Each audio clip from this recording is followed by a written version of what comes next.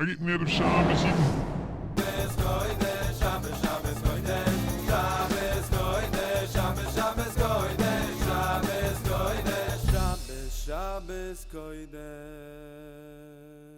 This episode is brought to you by PesachGourmet.com. Pesach Gourmet is kosher catering for Pesach to be delivered in Orlando for you and your entire family and to be FedExed anywhere in the U.S. Get ready for Pesach so that you have time to do things that are important, like listen to Around the Shabbos Table. Go and order right now, PesachGourmet.com. Promo code IJPN200 for $200 off your order. That's PesachGourmet.com.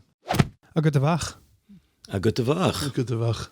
What a Mordecai Shabbos after so many months, really a year at this point, but just not having guests, not being in this zone of having people. It's really it's funny. I don't know if you noticed, but like my Shabbos changed. You know, my kids got older and like it's now putting guests back into my Shabbos.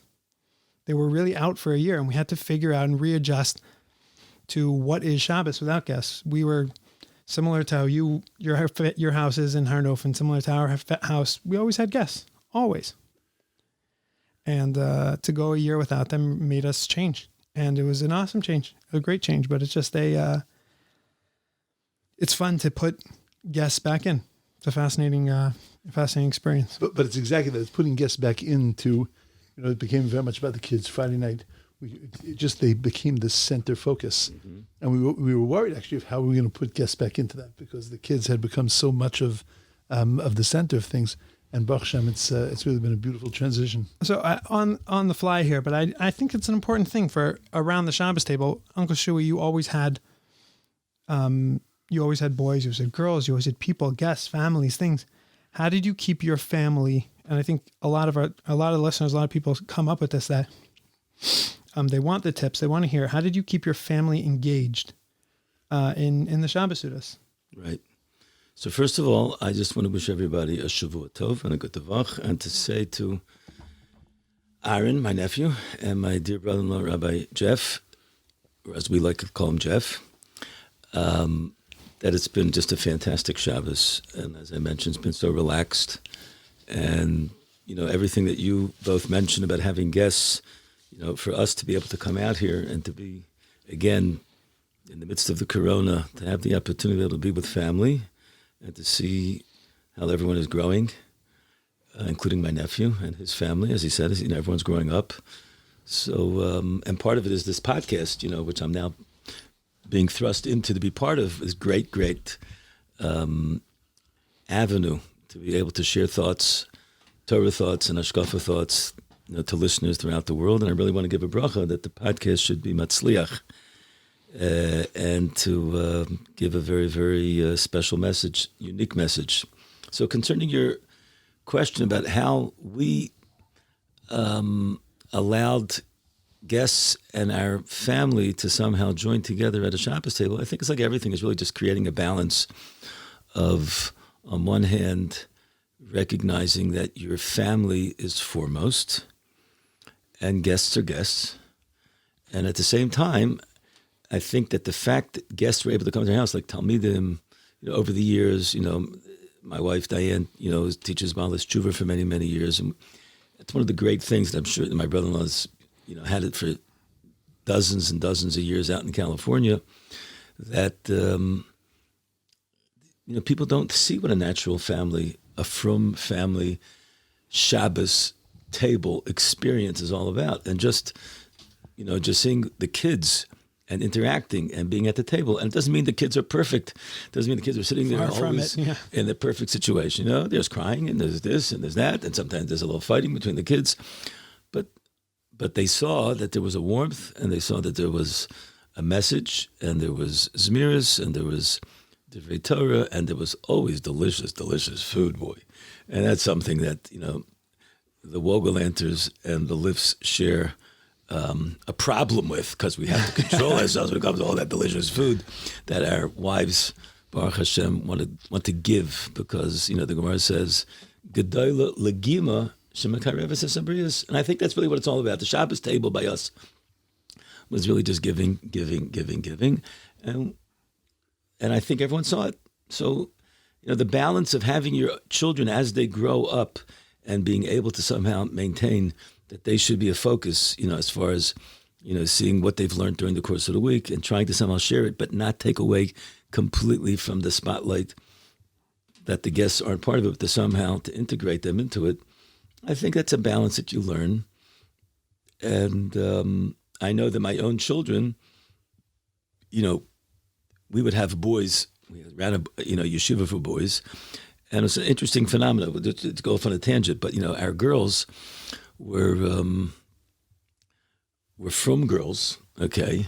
And there's a great story which we shared together. Jeff, you don't even remember this, but this is like a great story because, so the boys would come, and even though we had daughters, but we never found it as an issue like that there was any sort of like issue between the guys and the girls. Just wasn't it because either the guys were sitting at the house with the yeshiva, they're not going to necessarily start up with one of our daughters. But and our children were like that. They were at the table and they knew the guys were the guys. But there was a divider without it being a divider. Just was a natural kind of concept. But there's a great story that took place with our youngest daughter, Ricky, when she was going out with our wonderful, wonderful son-in-law, Nissim. Shout out to Nissim. Shout out to Nissim. And today he's a prominent Rav in Cleveland, Ohio, and they live there. And what happened was Nissim had a relationship with one of the great boys in Ner Yaakov, Ahron Gipsman, who was shout out to Ahron, who was a boy from La Jolla, California, and he came to Ner Yaakov to learn. And he was a star athlete, and he was part of the football team, which won the championship in that year. Ner Yaakov, the Cobras went all the way, and that was part of the excitement of Ner Yaakov, was the football team and everything else. And Nissim had gone on the seed program a couple of years beforehand and had befriended Ahron, and somehow he kept up that relationship when Ahron came, and he ended up tutoring him and learning with him, and he'd always show up at the football games. And that's how my wife saw this guy who was from the Mir, and he looked like a nice-looking guy, and he was involved with this young, we'd call him athletic Californian kind of kid. Now Dr. Gibson. Now Dr. Gibson. And Ahron, if you're listening, I hope that you're enjoying yourself listening to the story. Just another Dr. Gibson. But I just remember that you telling me the story, that what happened was, so Nissim was going out with her daughter Ricky, and at a certain point, Nissim was going to propose to our daughter, and he decided to do what yeshiva guys like to do, which is they like to pull people's legs. So he told Ahron to come meet him in a hotel in Yerushalayim, and he comes into the hotel, and like typical guys, and he sees Nissim there, and he goes over, they high five, whatever it is, and then all of a sudden he turns and he sees Nissim. There's a young lady there, a nice attractive young lady, frum girl, and he says to Nissim, he says, Nissim, that's Rosh Yeshiva's daughter. What are you doing? What's going on around here? She says, yeah, I just got engaged to her tonight. So, that was, it just shows you really an expression of what it really was all. It's really about the balance and making things wholesome and making things natural. And I think that if you give over the message that the family is a focus, and at the same time the guests are a focus and the Talmidim are a focus, and that's really what it's all about. I can go off on another tangent, which I think we want to touch upon, which is, my relationship with Gedolim, which is the book behind here, which is not being promoted tonight at all. Don't worry, you'll see it in the show notes. You'll see it everywhere. It is being promoted. But I was able to put out a book together with Nachman Zeltzer, who wrote the stories about my relationship with many, many Gedolim. And there's a great story that I always say over, that I heard from my great Yeshiva from the Mir, Rabbi Finkel, Zecher Tzadik Levracha, who was the father-in-law of the great Rav Nosson Tzvi Finkel, Zecher Tzadik Levracha. There's a lot of names, some of you might not be familiar with them, but he's really, really great, great people. And Rabbi interesting enough, first of all, he had 7 daughters, all of them married Talmidim, American Talmidim from the Mir Yeshiva, who all great, great Talmidim Chamim, including the youngest one is a close friend of mine, old Chavrusa, Rabbi Aaron Lapiansky. A lot of you might be familiar with him, the Yeshiva Gedolim of Silver Spring. And Rav Benish once told me a story about the Chazon Ish, which gave me like it fleshed out a certain concept. It's a fantastic story that, we think Kanaim started Heint, today, Kanaim were always there. Always people that were more religious and more vocal about religiosity. And in the days when the Chazon Ish was alive, the Chazon Ish passed away in the early 50s, but he was the leading Gadol and Torah personality in those days. And he definitely formulated the vision of what the country looked like until today. The following of the Chazon Ish is really a tremendous, including his nephew, great Reb Chaim, the Gadol Adar, Reb Chaim Kanievsky Shlita. So a lot of it follows from what the Chazon Ish formulated. And the Chazon Ish was a brilliant Torah scholar, and he was a tremendous posek, and he was a tremendous leader. He really shunted honor and kavod. He didn't run a yeshiva. He didn't have a rabbanus. But everyone, including David Ben-Gurion, Prime Minister of Israel, all came to his doorsteps. That's how it shows what kind of greatness he had. Part of his greatness was in, again, what I like to call the balance of Judaism. And Reb Benish told me that there was an orphanage in Bnei Brak for young girls, especially after the wars. So there was an orphanage, and in those days they didn't have like air conditioning or anything else.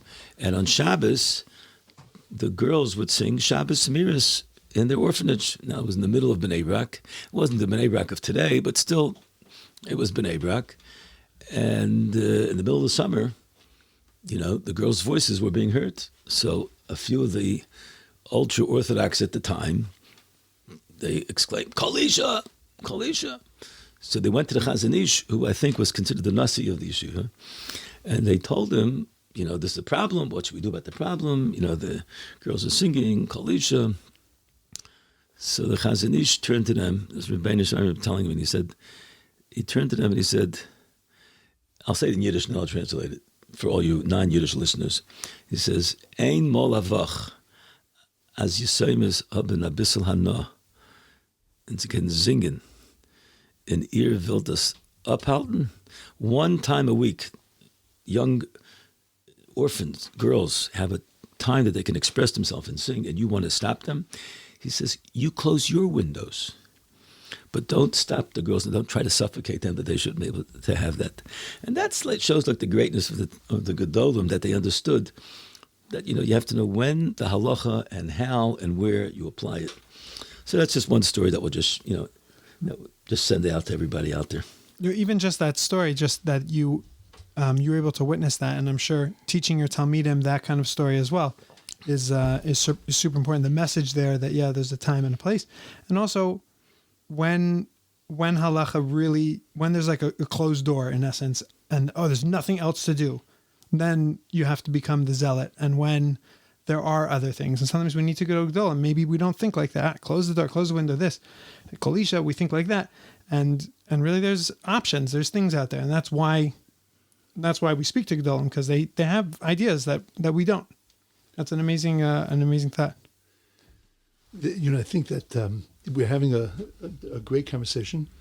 We know who Uncle Shui is, but I think that it's important that our listeners, the people that are listening to this, understand who Rabbi Yehoshua Liff is, and this is not a hesped, nor even a. Sure, it's starting to sound like it. Nor is it a promotion, but it's not. It's important to understand where every single one of these stories comes from, or every single thought that we're going to hear tonight comes from a person who was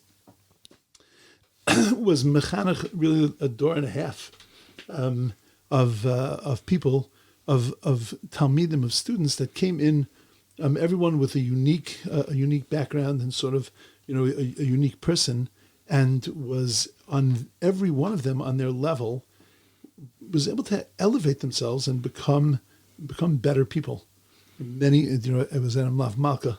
It was just so shocking because the yeshiva had a certain, a certain name. Flavor? A certain flavor.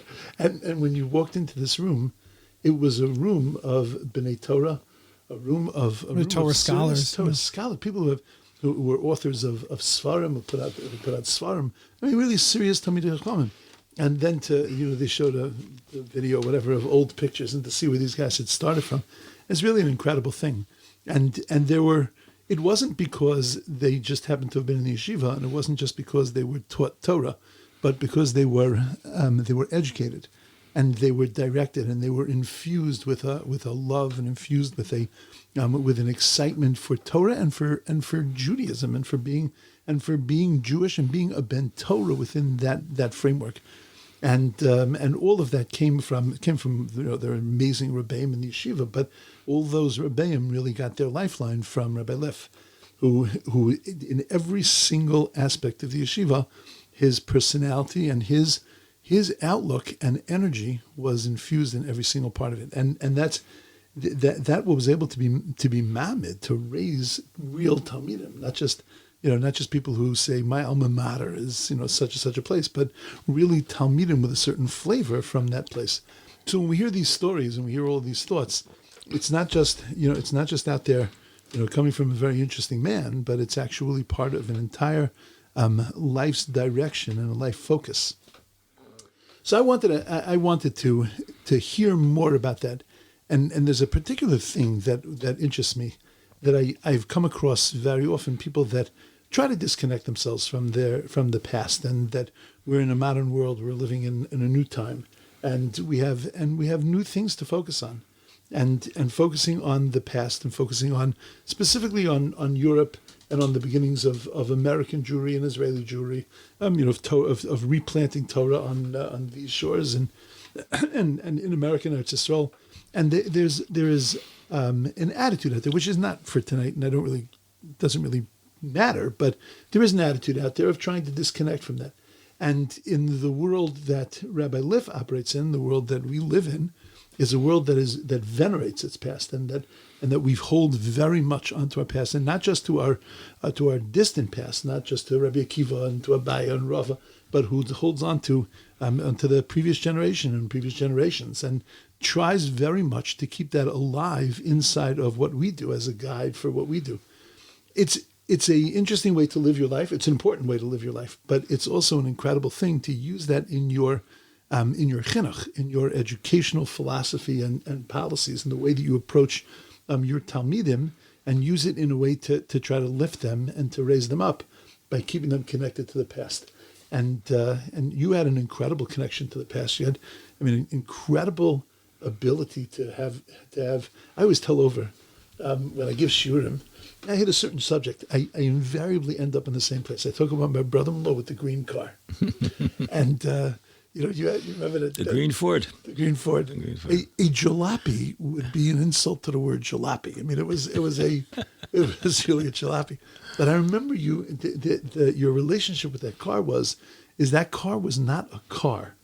That car was a mitzvah mobile, the original mitzvah mobile. Mm-hmm. There was no menorah taped to the top of it or anything, but that car was there to do chasadim, and was there to be able to transport Gedolim, and to be able to, the amount of things that happened inside of that car, the information that was gotten was incredible. And you use that in your life to be able to then bring that into the next generation. And I think that's something that we'd love to hear about, of how that comes together, and how that inspires Talmidim. Right. So first of all, I appreciate so much my brother-in-law giving me a hesped while I'm alive. I didn't add anything. I have more. Yeah, but I'll wait. Okay. But so first, I think I have to, somehow personalize it, because I think it'll help to put it into context of, how I was able to develop the relationship. And you mentioned the green Escort, the green Ford Escort. And no question that in my book I write that having a car going back 100 years ago, the mid-1970s, for those of you who weren't born then, you'll have to put that into context. I've been around a while, and in my day, in the Ner Yeshiva, I was studying in the Kollel at that point, I already was married, no one had cars, and I had the hashkacha pratius that we had to buy a car. We were olim chadashim. We lived outside of Yerushalayim. At that point, we lived in Kiryat Telston, and there were very few young light living outside of Yerushalayim, and we had an opportunity to buy cars in Aleh Chadash, and there was a Ford Escort, which was then created in Israel. Came from the Brits, and they had and you got it, and it was cheap, and it was affordable, and we had to get a car. But that car ended up being such a boon because I ended up becoming. It became a conduit for me to be able to be a driver for so many Gedolim, including Reb Chaim Shmulevitz, including Rabbi Yashiv, including Reb Shlomo Zalman, and just recently I said over a story, which maybe I'll mention it as we go on, about Reb David Salvation just passed away, where I got a flat tire. That's like a great story, but it really gave me an opportunity to meet such great Gedolim. But we'll have to backtrack a little bit before him because, my personal life, HaKadosh Baruch Hu, Hashgacha Pratis, through the schus of my parents and everything else, I grew up as a yeshiva brat, the way I describe it, similar to an army brat. I grew up on a yeshiva, B-R-A-T, in a yeshiva environment because my late father, Olav Shalom, who was the first Gadol who I truly knew, my father, he was a Talmud from the first Talmidim from Rav Ruderman Zatzal, a good friend of your late father. They both learned in Ner Yisrael.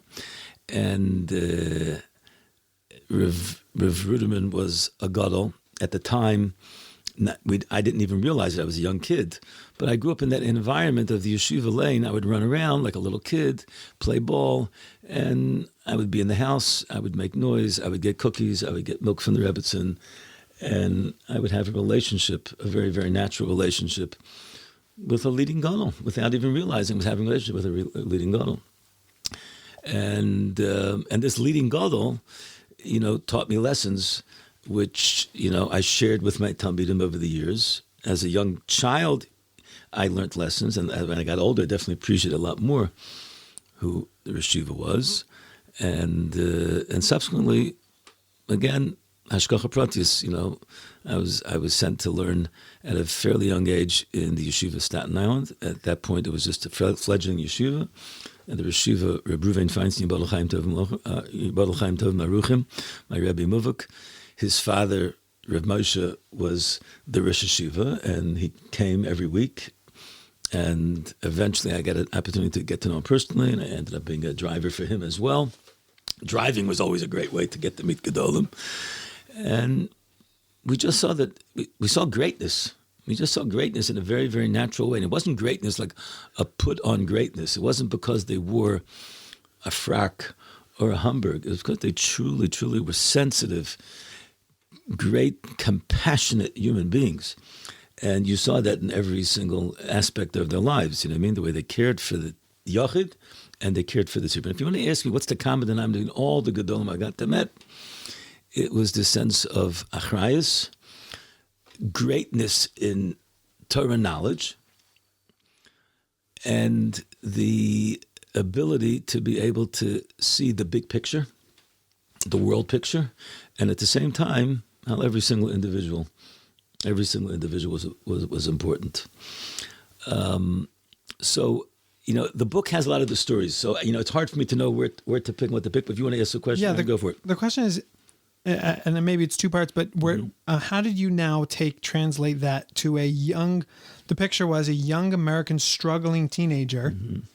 I don't even know if I did justice to what a Bachar was, but a young struggling American teenager coming to Israel, and now you're attaching them to this world, to this thought processes world where things that you grew up almost on the laps of these Gedolim, but your Talmidim, your students did not. So was there ever a clash? That's an interesting way of sending it. Was there ever a time where there are times, even as B'nai Torah ourselves, it's hard to understand sometimes what the Gedolim and the direction they take, but there's a certain understanding that we understand, we try to make it Emunas Chachamim, right. And these students didn't have. So was there ever a time where there was a psak that Yeshiva needed to do, or there was a psak for a certain Talmud where it was a clash, you couldn't understand it? And how did you navigate that? How did you bring them to your beauty, your understanding, all of your love for the Gedolim? How did you teach that? Right. So first of all, there were instances of clashes. Okay. And we'll talk about that in a second. But I do want to speak about the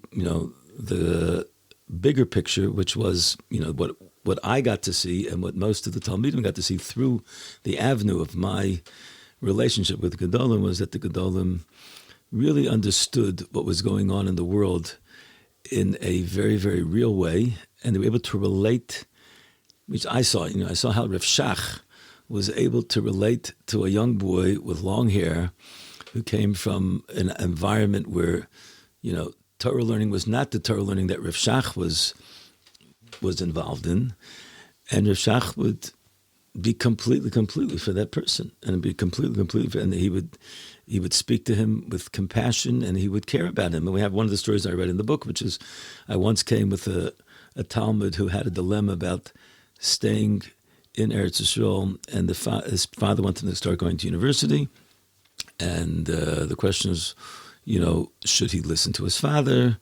A Shulchan Aruch question comes to Talmud Torah, and who do you follow? And Rav Shach said, and we went to Bnei Brak to Rav Shach, and that day when we got there, Rav Shach wasn't feeling well, so we weren't able to get in, and he had to have an answer by the following morning because his father was planning on him coming back, and he wouldn't take no for an answer. And the only thing he did was I just told the Gabbai, I said, this was the question, and I'm sorry that the Yeshiva is not well, but whatever will be. I thought Hashgacha Prati is okay. This boy's not going to get an answer. I won't get the answer. I won't know what to do. And the story that took place was the following morning at 7:00 in the morning. The phone rang in the dormitory, and the dormitory counselor answered the phone. Luckily, the dormitory counselor knew Yiddish, and he hears a voice of an elderly man saying, "Doret Shach." This is Shach. So the guy, the dormitory counselor was like, a guy who's playing a joke over here. And it was a blaze of Shach. The Gabbai had told him that this is a question. He got the number. He called. They got the bacher on the phone. Rav Shach, who has the whole world on his head, but was concerned about a young boy, and he gave him the Psak Halacha. He told me he should go back. But he should try to go to Ner Yisrael. You know what I mean? Try to be in an environment where he could have college and yeshiva. And he got the bacher on the phone and he gave him an answer. So that shows... That's incredible. That's insane. That's incredible, Maisa. That's an incredible Maisa. Well, from there, what do you have to teach the bacher? There's nothing left to teach. Rav Shach taught him everything. Rav Shach taught him everything. And the boy saw the emes of the Torah, the compassion of the Torah. And I think that's the expression that I tried to give over to the Talmidim, that the Gedolim, they're really as attuned and more attuned to what's happening in the world. Another story which I write about in the book was another Talmud in the Yeshiva, who that was a question. He had a full scholarship to a very good university. He didn't come from a family where he could afford to go to 4 years of college. The only thing is, he would not be in a Torah environment at all. It would be completely in a secular environment. And in those days, it wasn't as popular to come back for a Shana Bet. It wasn't a given. Now it's like an easy thing. Everyone comes back for Shana Aleph, Shana Gimel. In those days, you got Shana Aleph, you were happy. If you got a few boys to come back for Shana Bet, it was a Shana Bet. And over here, most Rebbeim felt that this boy could do very well by coming for a Shana Bet. On the other hand, a dilemma, because here was a livelihood, didn't come from a family that could afford it, he had a full scholarship, he was a very, very bright boy, and I took him to Reb Shlomo Zalman Auerbach, and I remember the conversation till today, how Reb Shlomo Zalman addressed the issue, and I explained to him the Shaila, as a boy, he's going to be in an environment, not going to be any religious environment there, and it's, secular, and it's college, university, and Reb Shlomo Zalman said to me, Rav Liff, I want to hear from the Bachur. I said, the Bachur doesn't speak Hebrew so well. He says, and he wanted to hear from the boy. And he heard the boy try to express himself in his broken Hebrew and somewhat English. I ended up translating a little bit. And then Reb Shlomo Zalman said amazing words. He said that there's a halacha in Shulchan Aruch. Halacha in Shulchan Aruch is, right after you finish davening, you're supposed to go to work. Because we paskin like the Shita, which holds that you have to have a parnasa. That's the first thing. The Shulchan Aruch says you have to have a parnasa. But there's a concept of people that dedicate themselves to learning. And that means you learn and you go to Kolo. And then he explained to the boy, he says, you know what Kolo means? He said, I don't know what Kolo means. I'm trying to find out what Yeshiva is all about. He said, I'll tell you what Kolo means, that you don't necessarily have the ability to buy the top produce in the shuk. You have to go with a little bag, and you have to get the produce that's underneath second class produce. And you have to live, a very, very simple life. And then someone says, are you ready to dedicate yourself to Torah in such a way? So the boy says, I don't know. He says, you're not mechuyev to. And the Shulchan Aruch says you should get a parnasa. And then Reb Shlomo Zalman said, this boy should go to university and should get a degree to get a livelihood because he needs to get a livelihood. I said, what's going to be with the environment? So he made up certain conditions. We worked out that it was close to Boston. It was like a half hour, 45 minutes away from Boston. He says, every Shabbos, he should not spend Shabbos University. He should go to the Boston Rebbe. He said, if you want, I'll call the Boston Rebbe to make sure. And that way, during the week, he's there, but on Shabbos, he has an environment. And that's what happened. The boy went to university, and he ended up only staying 1 year in university because even for him, it was too hard. And he ended up going every Shabbos to Boston. And then he was able to get a scholarship in Yeshiva University, ended up being in an environment which was conducive for him, able to get a degree, get a parnasa. So the Gedolim, they have the ability to see the big picture because that's how great they are. I'll just digress for a second, just because I told you I was going to tell you a vart on Shabbos that I just saw. This week's parsha was Parshas. Too bad we didn't have the record. I'm just kidding. We weren't recording on Shabbos. Everything was just being stored away for the pod. So right. Remember, we try to have one pod a day. But it's called around the Shabbos table, so I guess it's still like Shabbos. So just interesting remember, insight. Shabbos was not desecrated to make this video. So the Menorah, we all know, represent the Or of Torah. And everything was centered towards the center. The sheish kanim, shalosh on this side, shalosh on this, were facing towards the middle. So I just saw an interesting insight that the arms of the menorah, the outer ones had longer arms. The inner ones were very, very short. So in the same fashion, the ones that are closer to the middle, to the emtsai, they get the fuller warmth of what the menorahs fuse with, the or of the Torah. And the ones on the outside, which are further away, even though they're larger, sometimes they might feel that, I know better about really what's going on. But it's the ones that are close to the emtsai is beautiful. That Gedolim. The Gedolim, when you're close, you might not have your own insight, but you're close. The warmth and the light of the Torah is emanating. And I think that's a great, great lesson. Gedolim are Gedolim not because they chose to be Gedolim. It's because Klal Yisrael sees how great these people are, and they follow them. We follow after them. And you have to have a discerning eye to know who to follow afterwards. And sometimes there have been charlatans. I'm not saying there haven't been. But on the whole, Klal Yisrael's got a good sense of smell, and they really know what to do. And then there are times that are conflicts. I'm not going to deny there aren't conflicts. We had a particular case of a certain Shiloh that we took a bacher to one of the leading Gedolim in the world, Rabbi Yehoshua. It was a question of a personal nature. And this Talmud had a very hard time accepting the Psak Halacha of Rabbi Yehoshua. But Rabbi Yehoshua spent a half hour with him. Rabbi Yehoshua spent a half hour, like amazing. And it's like a podcast. And subsequently, this bacher ended up going to America, and he said, the only person who's speaking in America is Reb David Feinstein. He'll listen to Reb David Feinstein. And Reb David Feinstein said the exact same thing as Rabbi Yehoshua. And the bacher at the time could not handle the Psak Halacha of both Rabbi Yehoshua and Reb David. But you know what? That particular bacher eventually followed through. And today he's an outstanding balabas and an educator and helping so many people. I'm very, very proud of him. And there's no question in my mind, because in the end of the day, the message of the Gedolim entered into his heart, and he knew that they were telling him the right thing. That's amazing. It's also amazing to see. You were also in the middle of this, where you saw humans on both ends. That was a very human story, that the bacher couldn't accept it, and even after saying he would accept from him that he couldn't accept it. Human, he's struggling. It's okay. And you also saw that from the Gedolim. The Gedolim were people, and they were humans. And I think that's what, like, when you see that and you can teach that to your Talmidim, that's sort of what I'm understanding, what I'm seeing, and what I know from you, that's you can give that over as well. That they're humans just like you. They struggle, And that's fascinating. Did you ever get into a car crash? That's my question when you drove the Gedolim. No, but I did have a flat tire. Yeah. I had a flat tire. The story I say over, it's a great story. It's really, Reb David Salvechik, Zecher Tzadik Levracha, the son of the Brisker, have just passed away. And I was zocher to drive him many, many years ago in my car, my green Escort.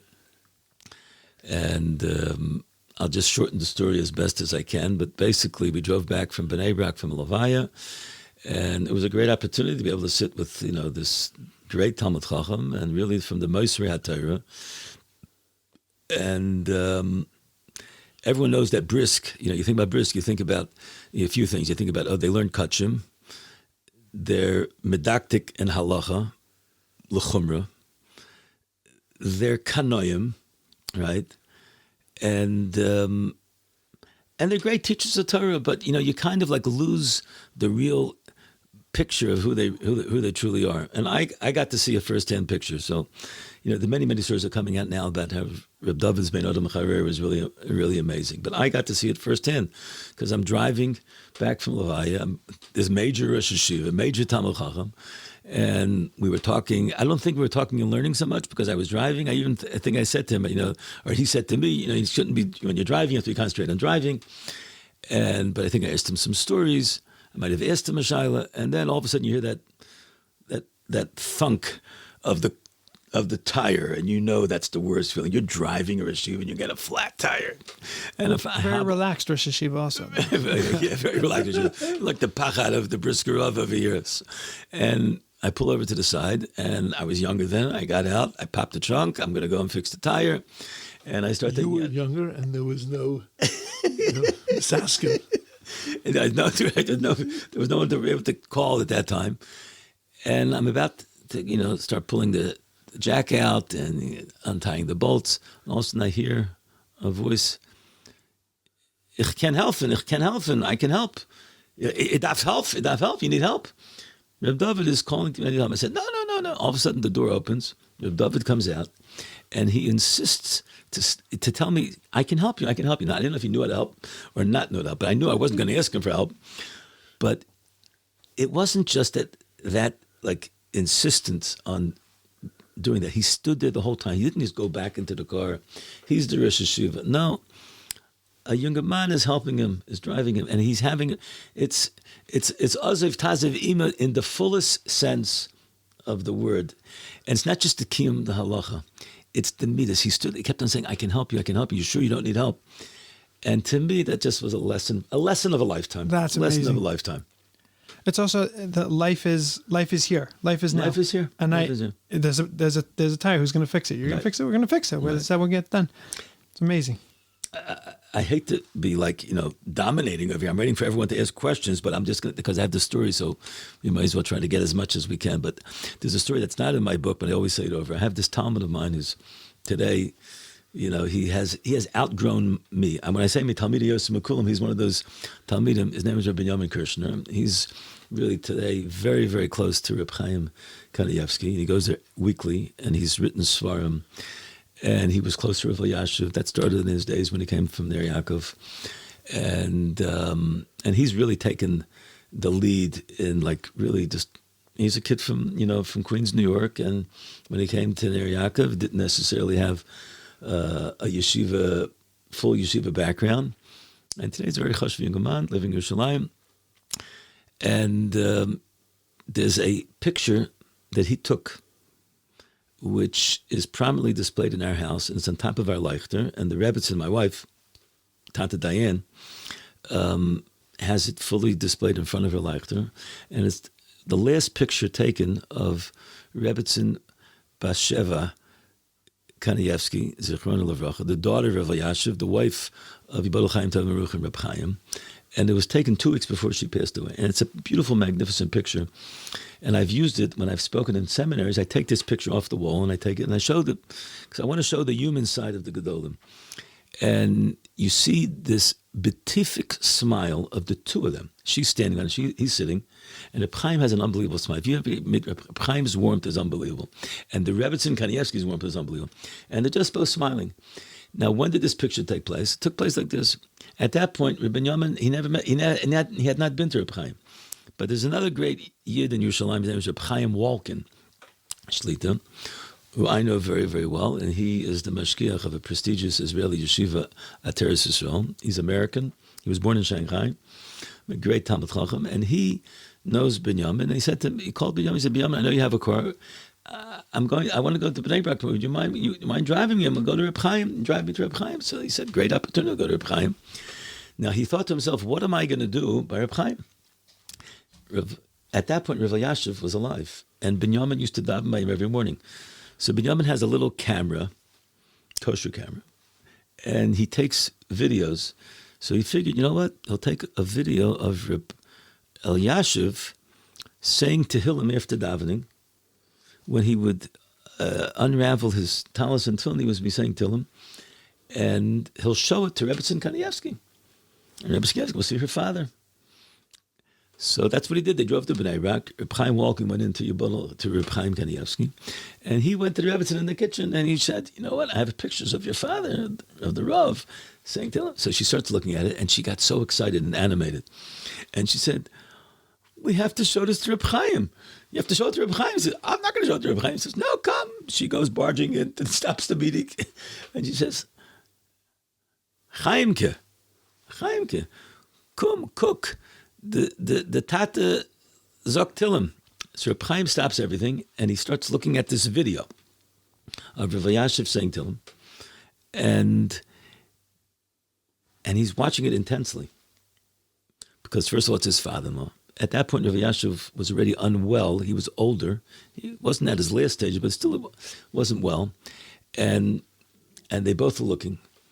And this is not the end of the story. So first of all, just seeing a son-in-law and a daughter looking at the father-in-law who's a great, great gadol.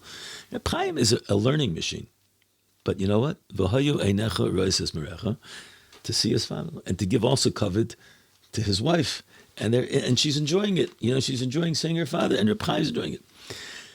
It's not the end of the story. So Binyamin is doing what he does. He's taking pictures. So that's the picture that he took of Reb Chaim and the Rebbetzin watching the video.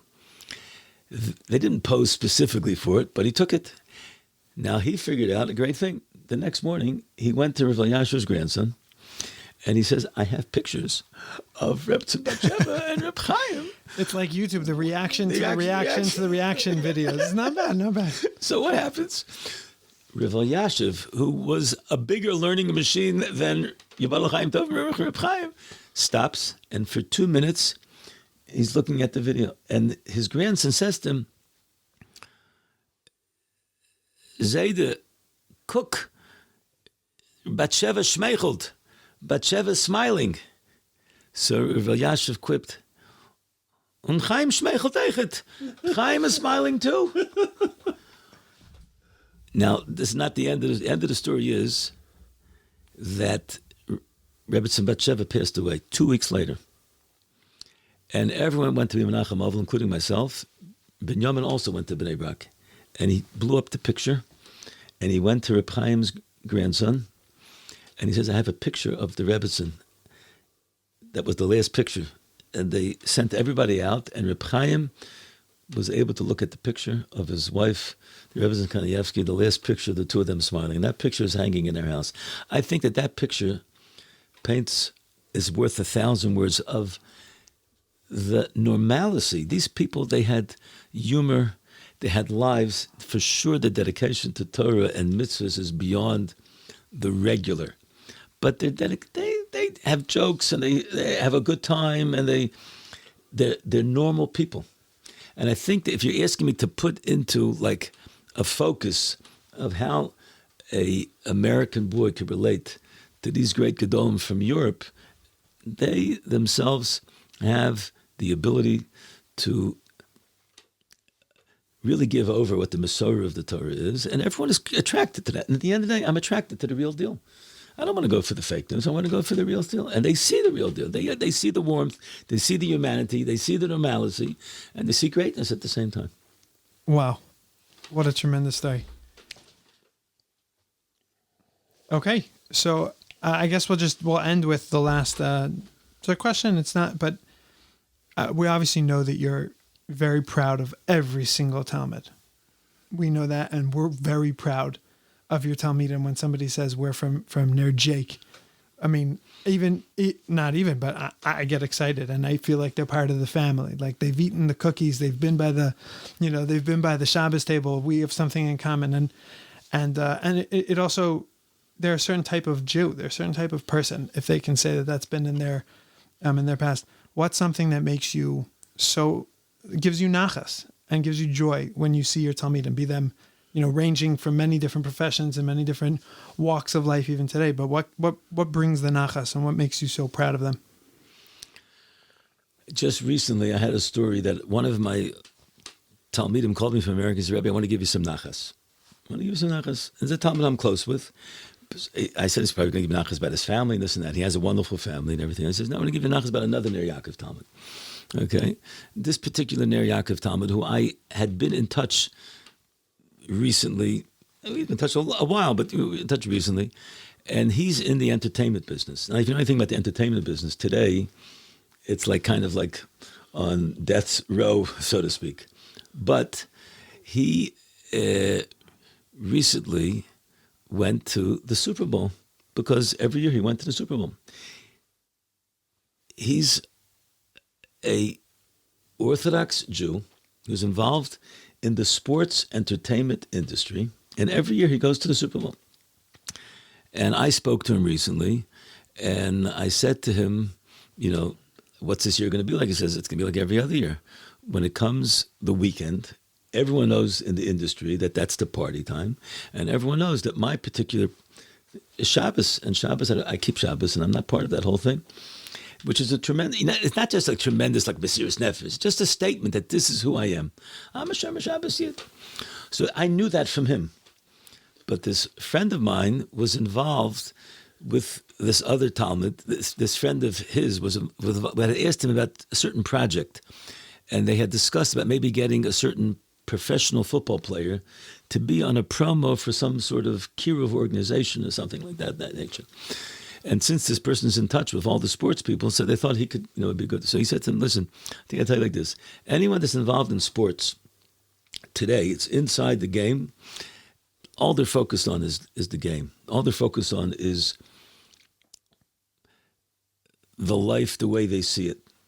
Sometimes later on, when they leave the sports industry, they start, developing it. But while they're involved in, he says, it won't come across as a true message for kiruv organization. You know what I mean? Because it's just, you might want to, you think you can get it. It's not really going to happen. So this Talmud said to me, the one that was trying to get this football player on, he said, that's really a tremendous thing you're telling me. So the guy said, I went to Ner Jake. I know the right hashkafa. I know what it's all about. I know the emes. Okay. That's really what it's all about. So in the end of the day, to me, that is a little snapshot of a picture. Any aspect of anyone that I had a relationship, and that the Yeshiva and the Rabbeim and our families had a relationship, and got a connection to the truth, is really my greatest nachas. Amen. Wow, that's a great shkoyach. Awesome. Thank you for coming on. Thank you for giving us that, just a snippet into that shimush that you've had, and how you were able to translate that, and how it translated itself to the Talmidim. And thank you very much. It's such a schus to have you. It's awesome.